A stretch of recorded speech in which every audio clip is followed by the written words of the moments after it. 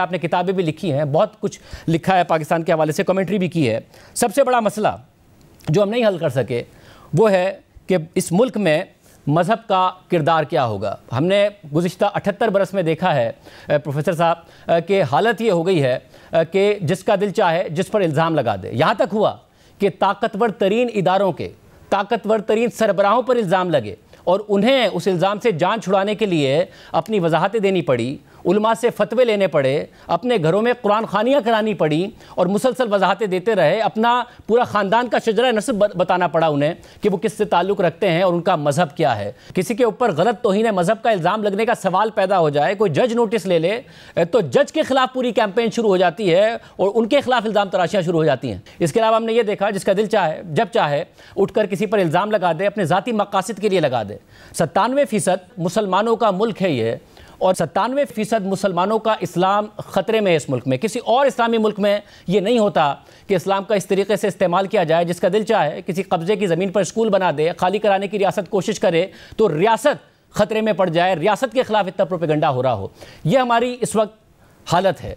क्या हम इस समत को दुरुस्त कर सकते हैं जो आपने पाकिस्तान की तारीख़ देखी है, जो लिखा है? क्या आगे जाके हम ठीक समत में जा सकते हैं, इसको दुरुस्त कर सकते हैं और कैसे कर सकते हैं?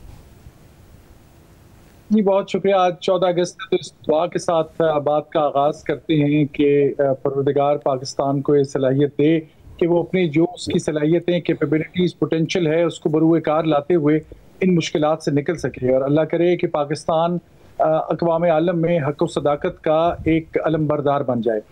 पाकिस्तान इन मुश्किलात से यकीनन निकल सकता है और उसकी सबसे बड़ी मेरे नज़दीक कन्विक्शन इसलिए है कि जब पाकिस्तान बना था 1947 में तो उस वक्त मोहम्मद अली जिन्ना पे किसी लोगों ने ये तो इल्ज़ाम लगाया कि वो जो उनके पॉलिटिकल ओपोनेंट्स थे उन पे पॉलिटिकल इल्ज़ामात लगाए। किसी ने ये नहीं कहा कि हम इसलिए इनके मुखालिफ हैं कि ये अहले तशी हैं, या किसी ने ये नहीं कहा कि ये ज़फ़रुल्लाह खान साहब को जो फ़लस्तीन का सबसे बड़े अलमबरदार थे यूनाइटेड नेशंस में कि इनकी बात हम इसलिए नहीं सुनेंगे, ये अहमदी हैं।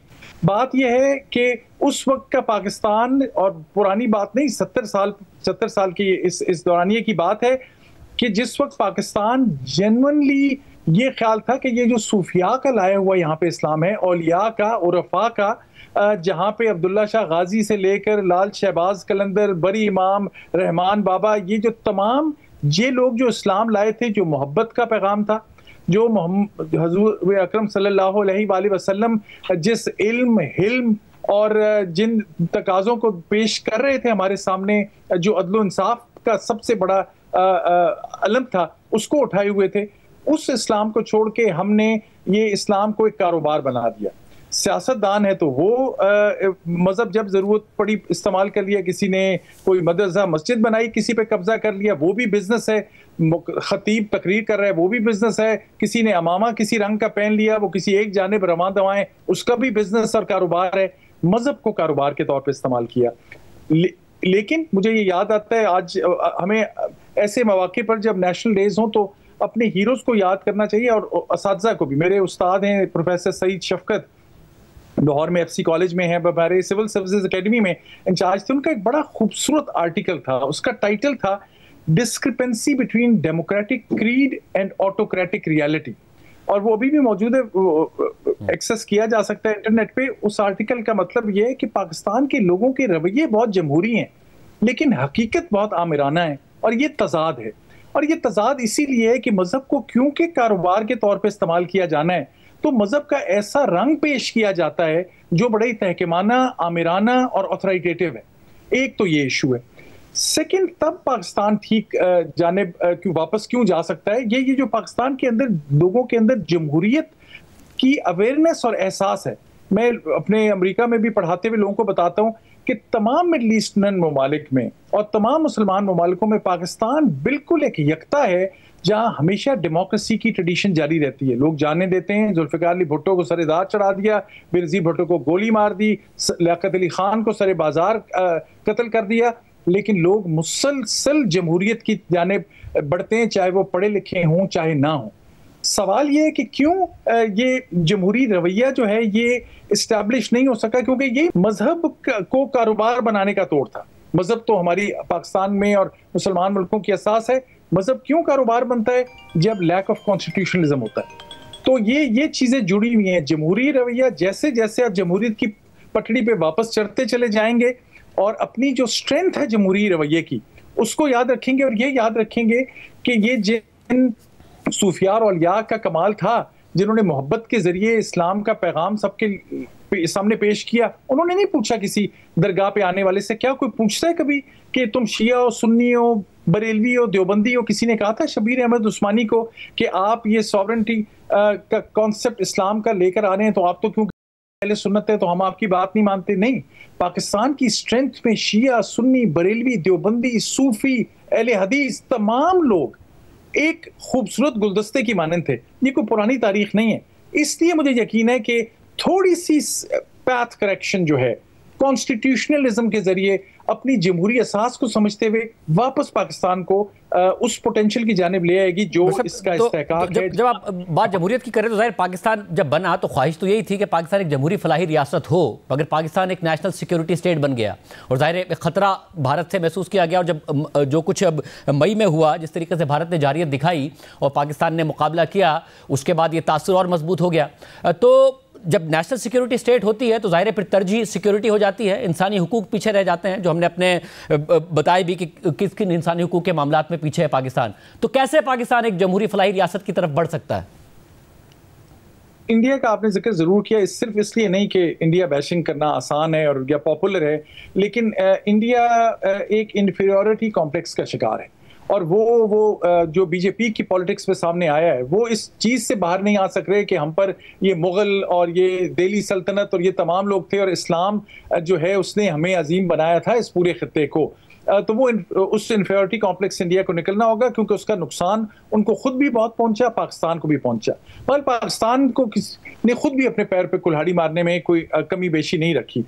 कैसे वापस आएगा ये प्लूरलिज्म एक रवैया, यानी जमहूरियत के साथ साथ ये जो प्लूरलिस्टिक थॉट है जो पाकिस्तान के अंदर रची बसी थी, और पाकिस्तान के अंदर हम लोगों को मिसाल देते हैं।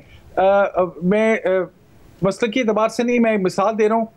शाम गरीबा की मजलिस होती थी, रशीद तुराबी साहब पढ़ते थे, कोई सुनने वाला कहता था कि पाकिस्तान टेलीविजन पे ये शिया मजलिस है या सुन्नी मजलिस है।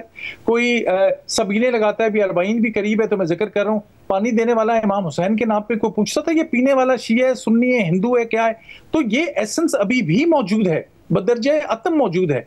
उस रिलीजियस प्लूरलिज्म को की स्ट्रेंथ को और कॉन्स्टिट्यूशनलिज्म, ये जो पाकिस्तान की आमिराना हकीकत है, उनको ये समझना होगा कि अगर आप चाहे मजहबी हवाले से देखें, अदल इंसाफ के कॉन्सेप्ट के हवाले से, या बेसिक रूल ऑफ लॉ को देखें, ये नहीं है कि जिसके पास ताकत है वो समझे कि मैं ही जानता हूं कि मैं ही जानता हूं कि इस मुल्क का भला किसमें है और मेरी इन्फोर्समेंट करने से ये होगा। जब तक सब लोगों को मिलके, और सब लोग मिलेंगे कैसे? किसी कानून के तहत, वो है कॉन्स्टिट्यूशनलिज्म, वो है रूल ऑफ लॉ। तो रूल ऑफ लॉ के अलावा कोई शॉर्टकट नहीं है। मतलब अगर हम तो साल से अब उसमें पीछे ही जा रहे हैं, आपको लगता है कोई उम्मीद की किरण नजर आती है कि हम रूल ऑफ लॉ पर और कॉन्स्टिट्यूशनलिज्म की तरफ दोबारा जाएं? ये जत्थों का जो मामला हो गया है, रियासत जितनी कमजोर हो गई है, डेमोक्रेसी जितनी पीछे चली गई है, वापस हम एक रास्ते पर जा सके? मुझे हाँ, ये जत्थे वाले ग्रुप, लेकिन आप देखेंगे कि जब भी ये लोग आते हैं ये स्टेट कहीं दूसरी तरफ रुख कर लेती है। कभी स्टेट अब जानबूझ के इस तरफ नहीं देखती, कभी स्टेट इस तरह की फोर्सेस को इस्तेमाल करना चाहती है। वो पास्ट में अल्लाह करे कि सारा कुछ रह गया हो। स्टेट अगर सही मानों में चाहे, जिसके आसार नजर आ रहे हैं, मैं ये कहूंगा स्टेट के करता धरता अगर ये कहें कि जनाब इस बिना पर कि किसी का मसलक मजहब क्या है, हम किसी को दूसरे को गाली देने की इजाजत नहीं देंगे। हम ये नहीं कहेंगे किसी पे ब्लास्फेमी का इल्जाम लगा दो और उसको सरेदार चढ़ा दो, या हम किसी बिना पर किसी का फेवरेटिज्म इसलिए नहीं होगा कि ये सिंधी है, पंजाबी है, या बलोची है, या पठान है। ये स्टेट के कुछ लोगों को टॉप पर जो जिनके सामने बात सिलसिला कार है, उनको इस बात का इदराक है मुझे लगता है, और वो उनको अपना पार्टनर किनको बनाना होगा? उन जमहूरी और इंटेलेक्चुअल फोर्सेस को जो प्लूरलिज्म में बिलीव करते हैं। वो पाकिस्तान में मौजूद हैं, उनको थोड़ी सी तलाश करने की जरूरत है।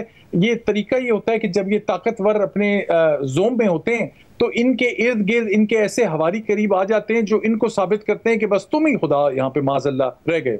उनकी जिम्मेदारी है, उन्हीं से सवाल होगा, वो अपना क्या जवाब देंगे, उनको अपने गिरबान में झांकना होगा। आई विश कि मैं कोई आपको ज्यादा इससे कॉन्क्रीट जवाब दे सकता, लेकिन मुझे उनमें ये आसार नजर आते हैं। क्योंकि अगर तो ये होता ना, मैं अब किसी मुल्क का नाम नहीं ले जाता, इजिप्ट, जॉर्डन, को ऐसे मुल्क होते हैं जहां ऑथोरिटेरियनिज्म बहुत स्ट्रांग है, जहां इंटेलेक्चुअल कैपेसिटी मौजूद ही नहीं है, तो या अफगानिस्तान, कोई ऐसे मुल्क होते हैं, सेंट्रल एशिया में आप कह लें, तो उम्मीद कम होती। नहीं, पाकिस्तान की जमहूरी कुव्वतें और जो ये भी मुझे मैं कहूँगा जो मजहबी एतबार से प्लूरलिज्म है, हमेशा मुझे आसमा जहांगीर साहिबा का नाम याद आता है, सत्तार ईदी का नाम याद आता है, बेशुमार लोग अब भी उनके वर्सा यानी इंटेलेक्चुअल वर्सा ऐसे मौजूद हैं जो कुर्बानी देने को तैयार हैं, जो हक व सदाकत का अलम उठाने को तैयार हैं।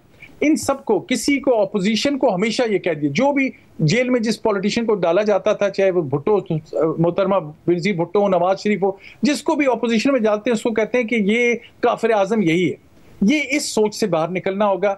Everyone is a stakeholder in Pakistan. उनको इज्जत देंगे, उनके व्यू से डिफर करें, लेकिन उनको अपनी मेन धारे में शामिल करेंगे तो पाकिस्तान का मुस्तकबिल बहुत ही ताबनाक है इंशाअल्लाह।